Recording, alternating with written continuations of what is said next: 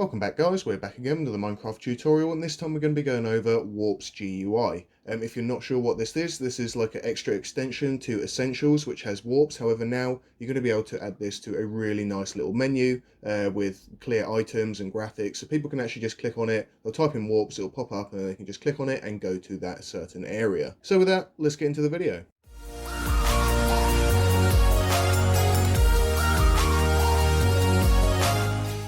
So first things first, we're going to need a server for this, and if you haven't got one already, head on over to SeekaHost. We've got some really reasonably priced packages, small, medium and extra large servers, DDoS protection, live support and lots of tutorials for you to follow along if you want to mod or change your server. Now back to the Essentials Warp GUI. For this to work, you are going to need Essentials, and if you haven't got Essentials, check out our video. We've got a tutorial to get it all installed, set up and all the commands that you're going to need as well for your server. I'll leave the link to install this in the description, and just go ahead and install it. You're going to find it on the Spigot website, and it has been tested on versions 1.8 all the way through 1.16 and still works really well. It's native to version 1.13, but I've been using it for all of my servers and I've got to say it does work pretty well. If you haven't heard of it, you're not sure what it is a custom GUI. So rather than just typing Warps like you do in Essentials, you can type Warps and it'll come up with a nice display rather than just having to type in the warp itself. You can set different icons, prefixes and laws as well. So let's just go ahead and press download. It'll start to download in the top right. If it does get blocked, just make sure to keep it. It is a safe file. I've used it for a while. And if you're ever not sure about a file, head over to VirusTotal. I always run my URLs or any files that I've downloaded through here just to make sure they're safe first. You're going to find the jar file in your downloads folder. So we've got that now ready to set up on the server. If we head over to our server over here, you're going to see I've got paper 116.5. So this is going to run both Bucket and Spigot plugins. So it's going to work with this plugin. Just make sure to stop your server first before you go ahead and add any plugins, just to stop corrupting any files. Now you can just go ahead to your files and go to your FTP file access. If you rather use FileZilla, go ahead and do the normal way that you normally would by dragging and dropping the files over into the plugin folder. You're going to come down and find the folder named plugins, click on that, and then we're going to go ahead over to upload, and then we're going to open the Warps GUI. Once you've selected your plugin, simply go to submit, and it's now going to upload it to your server. You can now go back to your multi-craft control panel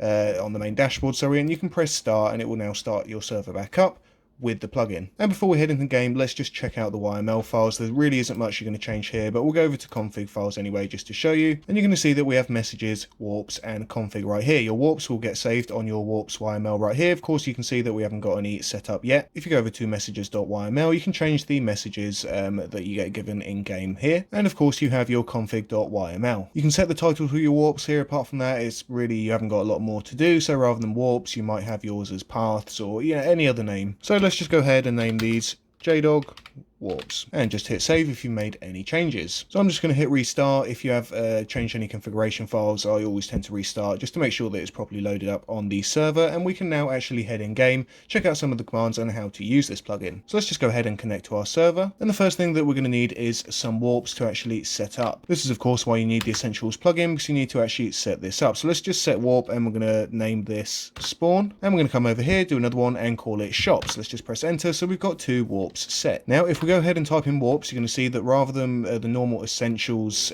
way that it will just come up and you've got to type in the command, we're going to get this little screen here, and they come up as sort of the great grey clay. I've got 2 other warps that are on here as well, so that every warp that you've inserted will be displayed here. So to set an icon on our warps now, we're going to do a warp CFG. We're going to type set icon in one word, then the warp name, so we're going to do shops for the first one, and then the material. So I'm just going to go for a stone block. So if we press enter now, you can see the icon has been changed to stone. Now if we go warps, you can see that we have a stone right here. We can do the same thing with spawn, so that'll be / warp CFG set icon spawn, and then I'm going to put a diamond for spawn. So if we press enter now, go back to warps, we're going to see that we have 2 displayed like this. So now that we've got our icons ready, let's set some prefixes if you want something in front of the message. To do this, do a / warp CFG again. This time it's going to be prefix rather than set icon. We're going to do the warp name, so let's do spawn. Here you're going to type in set to set the message, and then you're going to go and type in your message.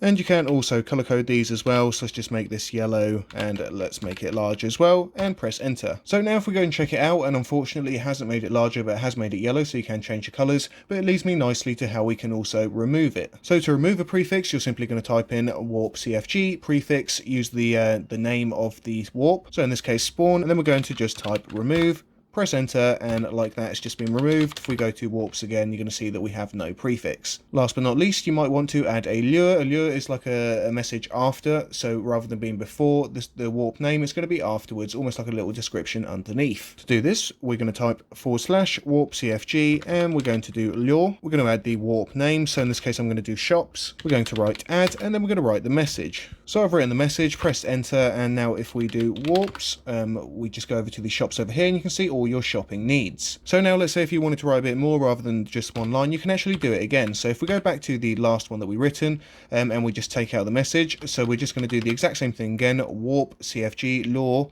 with shops for the same warp name. We're going to do add again, and we're just going to add another line. So I'm just going to write good deals. I'm going to press enter, and now if we go back to warps, you're going to see that we have two lines here, and both in different colors. Now let's say you want to remove a lure. We're going to type /warp-cfg lure, then the warp name, so let's do shops again, remove, and then you're going to need the ID. The ID is the number of the line, and the ID is going to be 1 for the first line. So if we press 1 right here, and then we go /warps, press enter, you're going to see that it's going to have removed the first line, leaving only the second line, which is good deals. If I do the same thing again, we're now going to have no lure because I've just removed all of the lines. So go back to warps, and you're going to see that it's back to just the warp name. So that's pretty much everything you're going to need to know with Warps GUI. I do thoroughly recommend it just to make your server look that bit more professional.